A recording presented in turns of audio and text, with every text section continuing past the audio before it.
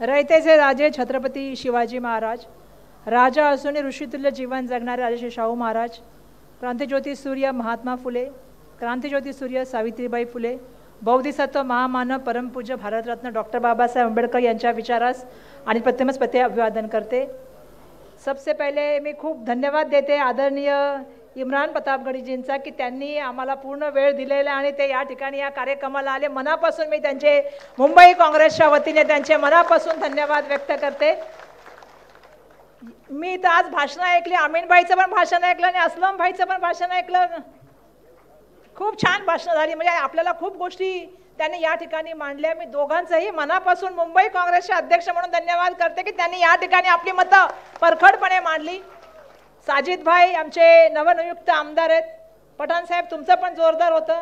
आता मधु चव्हाण काका आणि भैरव सिंगजी हे तर आमचे सिनियर मोस्ट काका आहेत, त्यामुळे त्यांचा तर अनुभव आम्हाला चांगलाच आहे, त्यांनी तर चांगली भाषणं केली। आणि सगळ्यात जास्त कौतुक मला करायचं आहे ते रवी बावकर, अशफाक भाई, तारक भाई आणि मंदरचं आणि जावेद भाईचं, जावेद जुनेजा कुठे, जय जय, आणि हाजी बब्बू खान आमचे मुंबई की जान भाईजान, अहमद भाई, माझ्यावर असलेले उमेर लकडावाला, बाजूला असलेले अवनीश सिंगजी, मंचकावरचे उपस्थित राजहंस सिंगजी, निजाम भाई, मंचकावरचे उपस्थित माझे सगळे नगरसेवक, आजमी ब्रदर्स, आमचे राजा अरेबजी, विनी डिसूजा, आफरीन, आमचे वीरेंद्र भाऊ आणि सगळे या ठिकाणी शमीमबाई, सगळे या ठिकाणी सिकंदर, जितके मला दिसतात त्यांची नावं मी घेते, ठीक है। सभी मेरे लिए आप सभी हमारे लिए बहुत मान्यवर है। मैं सबसे कायांचे मनापासून धन्यवाद व्यक्त करते, आपल्या सगळ्यांचे पण मनापासून धन्यवाद व्यक्त करते। 3 वाजल्यापासून आपण सगळे मंडळी या ठिकाणी आलेला, 5:30 वाजायला आलेत, आपण आलेले आहात भाषण ऐकायला इम्रान प्रतापगडी साहेबांचं। त्यामुळे मी जास्त मोठं भाषण करणार नाही, पण मला या ठिकाणी सांगायला पाहिजे की इम्रान भाईवरती सगळ्यात पहिला जर अधिकार कोणाचा असेल तर महाराष्ट्राचा आहे, आणि म्हणून महाराष्ट्रासाठी त्यांनी दिलं पाहिजे। कारण आम्हाला अभिमान आहे की मी असेल, असलम भाई असेल, अमीन भाई असेल, यांनी त्यावेळेला जे मतदान केलं ते मतदान अशा व्यक्तीला केलं ज्याने आज जाऊन इतिहास बनवलेला आहे। आणि सर्वांना माहिती आहे की संसदेमध्ये सर्वांनी सांगितलं, तर निजामांनी सांगितलं की प्रत्येक विषयावरती, पण फक्त भाषण नसतं ते, त्या भाषणामध्ये आता मराठी सगळ्यांना समजतं ना, व्हेरी गुड। आता एक नवीन वाद महाराष्ट्रामध्ये निर्माण केलाय म्हणून विचारलं, सभागृहामध्ये भाषण करताना त्या ठिकाणच्या व्यक्तीची वेदना, महत्त्वाच्या विषयाची मांडणी, आणि ज्या ज्या वेळेला ते संसदेमध्ये बोलतात, तुम्हाला मी सांगते प्रत्येक विरोधी पक्षापासून सत्ता पक्षापर्यंत ते मीडियापासून ते सगळे YouTube पर्यंत कोणाचं भाषण सगळ्यात जास्त व्हायरल होतं त्याचं नाव इम्रान प्रतापगडी साहेब आहेत। कारण इतका मुद्देसूद अभ्यासपूर्ण भाषण ते करतात। मला आज माहिती आहे आज आपण संविधान जिंदाबाद जनसभा आयोजित केलेली आहे। संविधान जिंदाबाद, संविधान जिंदाबाद। महिलाओं को तो ज्यादा बोलना चाहिए, क्योंकि आज वर्षा गायकवाड इथे येऊन उभी राहू शकली, संसदेमध्ये संसद म्हणून जाऊ शकली, संविधानामुळे जाऊ शकली, बाबासाहेबांच्यामुळे जाऊ शकली, क्रांतिज्योती सावित्रीबाई फुले जाऊ शकली। त्यामुळे महिलांनी ते जोरात बोलले पाहिजे, संविधान जिंदाबाद, संविधान जिंदाबाद, संविधान जिंदाबाद। हे संविधान जिंदाबाद होतं आहे आणि राहणार, ही जबाबदारी आपल्या सगळ्यांची आहे। मी बघितलं काही लोकांनी इलेक्शन पूर्वी बोलले 400च्या पार होणार, 400च्या पार होणार, संविधान बदलणार। काही लोकांनी सांगितलं या देशाचं संविधान 50 वर्षापूर्वी बनलेलं आहे, त्याचं जसं सांगितलं काही लोकांनी त्याचं स्क्रुटनी केली पाहिजे। काही लोकांनी सांगितलं त्याची जे आहे संविधान इतकं जुनं झालेलं आहे, भाजपच्या लोकांचे स्टेटमेंट सांगते मी, इतकं जुनं झालेलं आहे की ते अरबी समुद्रात डुबवलं पाहिजे। काही लोकांनी सांगितलं की हे संविधान इतकं बदललं पाहिजे, म्हणजे एक फिल्म ऍक्टर आहे अनुपम खेर, त्यांनी सांगितलं कपडे बदलतो, गॅस बदलतो, तसं या देशाचं संविधान बदललं गेलं पाहिजे। आता कोणी देशाचे पंतप्रधान आर्थिक सल्लागार झाले, त्यांनी सांगितलं 50 वर्ष झाली या देशाच्या संविधानाला, आता ते जुनं झालेलं, त्यामुळे नवीन संविधान आणलं पाहिजे। पण मी एक गोष्ट सांगू इच्छिते, हे संविधान सर्वोत्कृष्ट संविधान आहे जे भारतरत्न डॉक्टर बाबासाहेब आंबेडकरांनी बनवलेलं आहे।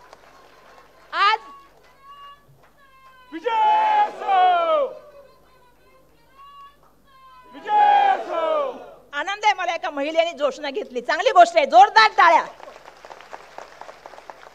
कारण महिलांना किंवा जात धर्म वंश प्रांत याच्या पलीकडे जाऊन देशाच्या संविधानामध्ये सगळ्यांना समानता दिली, सगळ्यांना स्वातंत्र्य दिलं, बंधुता दिली, न्याय दिला. या देशाचा हा पाया आहे. दुर्दैवाने आम्ही आज बघतोय, ज्याचा उल्लेख सन्मान्य आमदार अस्लम शेखजींनी केला, सन्मान्य आमदार अमीन पटेल साहेबांनी केला. महाराष्ट्रामध्ये असेल किंवा देशामध्ये असेल, 2014 पासून संविधानाची गळचेपी त्या ठिकाणी सुरू आहे.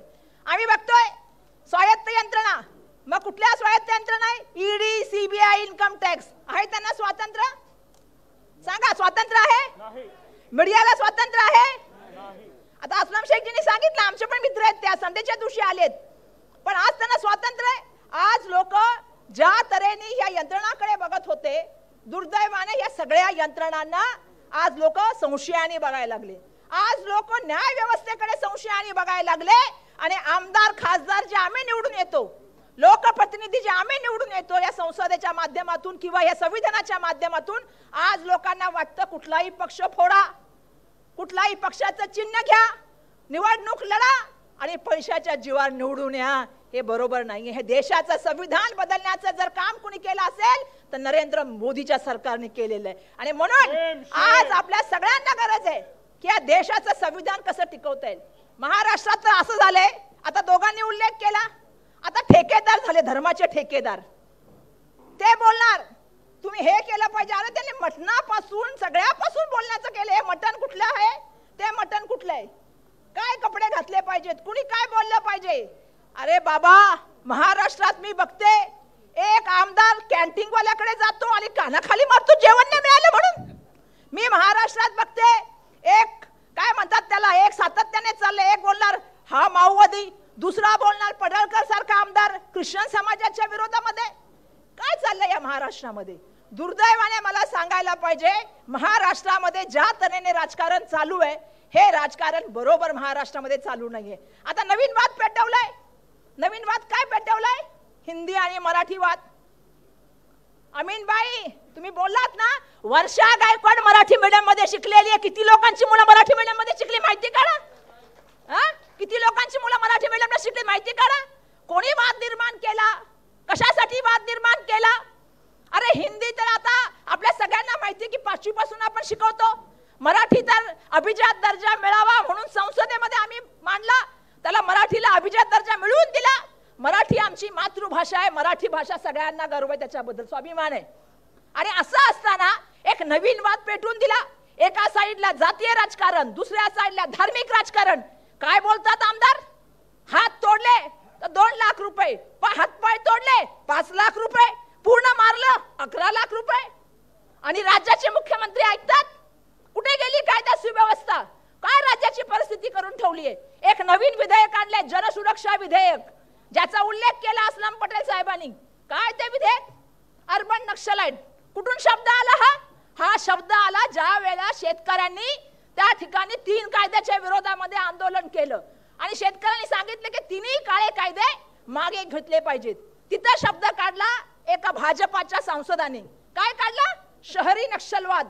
मला आता एका पत्रकारांनी प्रश्न विचारला, माओवाद, नक्षलवाद. अरे केंद्रात तुमचं सरकार, राज्यात तुमचं सरकार. अरे द्या ना त्या आर्मीला फ्री हँड, पाकिस्तानला मग तोडून काढू द्या. कोण नको बोलतोय? नक्षलवादाला संपून टाका. अरे आर्मीला तुम्ही फ्री हँड देत नाही. ज्या वेळेला पुलवामा झाला किंवा पहलगाम झाला, 26 लोक निरपराध लोक मारली गेली. देशाच्या पंतप्रधानांची 56 इंची छाती आम्ही बघत होतो, लाल डोळे बघण्याचे प्रयत्न करत होतो. एक के बदले 10 सर आणतील अशी अपेक्षा होती. आणि काय सांगितलं होतं? आम्ही आता पाकिस्तानला हे करू, आम्ही विरोधी पक्षामधले सगळे संसद, आमचे नेते आदरणीय जननायक राहुल गांधीजी, मल्लिकार्जुन खरगे साहेब, सगळ्यांनी सांगितलं आम्ही तुमच्या बरोबर आहोत. पाकिस्तानचे करून टाकला 2 तुकडे, आम्ही तुमच्या बरोबर आहोत. का नाही केले? का मग अमेरिकेमधून ट्रम्पचा फोन आला आणि सरेंडर झाले? का झाले? कशासाठी झाले? अरे ज्या वेळेला, आता बरोबर इंदिरा गांधीचा उल्लेख तुम्ही केला, ज्या इंदिरा गांधीचा सारखा इमर्जन्सी म्हणून उल्लेख करता, अभिमान असला पाहिजे तुम्हाला. त्या इंदिराजी गांधींनी पाकिस्तानचे 2 तुकडे केले. तुम्ही नाही करू शकलात. तुम्ही नाही करू शकलात? काय केलं तुम्ही सांगा मला. तिथून पण तुम्ही मागे झालात. का झालात? मग नक्षलवाद तुम्हीच मिटवला पाहिजे, माओवाद तुम्ही मिटवला पाहिजे. कोणासाठी हा कायदा आणलाय? कायदा लेफ्टसाठी भाषणात तुम्ही सांगता. म्हणजे उद्या कामगारांची लढाई लढणारा, उद्या शेतकऱ्यांची लढाई लढणारा, उद्या महिलांची लढाई लढणारा आणि उद्या अदानी विरुद्ध लढणारा आणि उद्या पारदर्शकतेने टीव्ही आणि मीडियाच्या माध्यमातून दाखवणारा व्यक्ती जेलमध्ये करण्याचं काम तुम्ही करताय. कशासाठी करताय? कोणासाठी कायदा आणला हा? महाराष्ट्रामध्ये काय चाललंय मला हे कळणच झालंय. महाराष्ट्रामध्ये नवीन नवीन वाद निर्माण करायचे. कधी जातीच्या नावावर, मी बघितलं मराठा वर्सेस ओबीसी वाद होता, अचानक झाला कमी, तो सरकार आल्यानंतर बंद झाला. धनगरचं तर बोलले होते आम्ही आल्या पहिलं धनगरला देणार आरक्षण, विषय कुठे माहित नाही. आणि आज असे प्रश्न झालेत, हे सगळ्या विषयाला आमदार येणार, एखादा आमदार एक स्टेटमेंट करणार, त्या विषयावर चर्चा होणार. आणि अस्लम शेखजींनी सांगितलं तो महत्वाचा मुद्दा, आज मुंबईच्या सगळ्या प्राईम जमिनी, धारावी असेल, मदर डेअरी असेल, काय असेल अजून मिठागराच्या जमिनी असतील, मड मालवणी असेल, मुलुंड असेल, देवनाचं डम्पिंग ग्राउंड असेल, जकात नाके असेल, पोर्ट असेल, एअरपोर्ट असेल, बीएसटी असेल, कोणाच्या गळ्यात चालली आहे? एमएसआरडीसी असेल, बेहरामपाडा असेल, भारतनगर असेल, कोणाच्या गळ्यात चालली आहे? अभ्युदय नगर असेल किंवा मोतीलाल नगर असेल, कोणाच्या गळ्यात चाललंय? मग चर्चा चालली आहे का त्याच्यावर? आज माझ्याकडे तिथले कर्मचारी भेटायला आले, सांगतात त्यांना नोटीस दिली आम्हाला बाहेर काढा. आम्ही रोज भ्रष्टाचाराचे मुंबई महानगरपालिकेचे विषय काढतोय. कशाबद्दल काढतोय?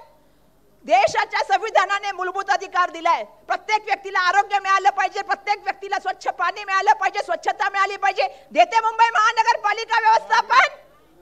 त्याच्यावर का बोलत नाहीत? त्याच्यावर का चर्चा घेत नाहीत? त्यामुळे माझं सर्वांना नम्रतेचं आव्हान आहे की आपण येणाऱ्या काळामध्ये लोकांचा आवाज बना, लोकांचे प्रश्न त्या ठिकाणी मांडा.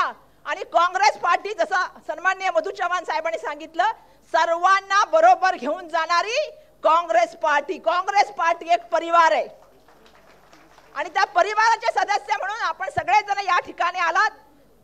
मेरा आपसे बात है इमरान भाई, ये यलगार शुरू हुआ है, इसको रोकना नहीं है. मुंबई पे आपका बहुत बड़ा अधिकार है और इस अधिकार के तहत मैं कहना चाहती हूँ, जो हमारे अमीन पटेल साहब ने कहा, या हम सब लोग आपसे कहना चाहते हैं, बिल्कुल उन्होंने सही कहा. इस देश में गंगा जमुना सरस्वती की जो है ना तहजीब है, और जिस देश में ये तहजीब होती है वहाँ हिंदी सबको आती है और मराठी के लिए भी सबको गर्व है. आपको इस जमीन पे आना होगा, इस जगह जाना होगा, लोगों से मिलकर बात करनी होगी.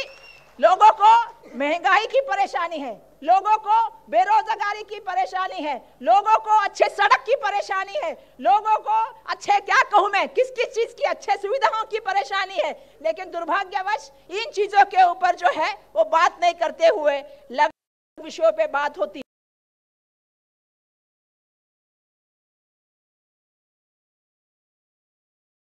डाइवर्ट किया जाता है. मैं ये चाहूंगी आज इस मीटिंग के माध्यम से अमीन भाई ने और एक बहुत बड़े विषय से बात की है, और वो विषय खत्म करके मैं जाऊंगी. क्या है? तकलीफ उनसे नहीं है जो हमारे लिए खिलाफ है, तकलीफ उनसे है कि उनके सपोर्ट में लेके कुछ लोग अपना एजेंडा चलाने का काम करते हैं. तो आप लोग को भी सक्षमता से सोचना होगा कि हमारे कुछ लोग हैं कि वो चुनाव लड़ते हैं जीतने के लिए, और कुछ लोग चुनाव लड़ते हैं किसी को हराने के लिए. तो जीतने वालों के साथ खड़े रहिएगा. इतना ही मैं आप सभी से कहूंगी और आप सबका बहुत बहुत धन्यवाद दूंगी. अमीन भाई, तुमच्या पूर्ण टीमचे मनापासून धन्यवाद की तुम्ही जी मेहनत केली. मला माहिती आहे, आणि मी आधीच बोलले इम्रान भाईला की हा हॉल मध्ये मला वाटतं किती वर्षानंतर एवढा चांगला कार्यक्रम, इतका चांगला कार्यक्रम मला वाटतं पहिल्यांदाच झालेला आहे. त्याबद्दल मनापासून तुमचं अभिनंदन करते. आणि सगळ्यात महत्त्वाचं तुम्हा कार्यकर्त्यांचा धन्यवाद. संडे असताना सुद्धा तुम्ही सगळेजण 3 वाजल्यापासून या ठिकाणी आलात. माझ्या मित्रमैत्रिणी पत्रकार बंधू भगिनींचे मी धन्यवाद व्यक्त करते की ते या ठिकाणी जवळपास 3-3:30 पासून या ठिकाणी आलेले आहेत. आणि मला अपेक्षा आहे, वापस बोलते, पुन्हा बोलते, मला अपेक्षा आहे की आमच्या कार्यक्रमाचं प्रकाशन जे आहे तुम्ही घेतलेलं आहे ती लोकांपर्यंत जाईल आणि आमचा आवाज लोकांपर्यंत पोहोचवण्याचं काम तुमच्या माध्यमातून होईल हीच इच्छा या ठिकाणी व्यक्त करते. आपल्या सगळ्यांचे मनापासून धन्यवाद करते. जय हिंद, जय महाराष्ट्र. जय भीम.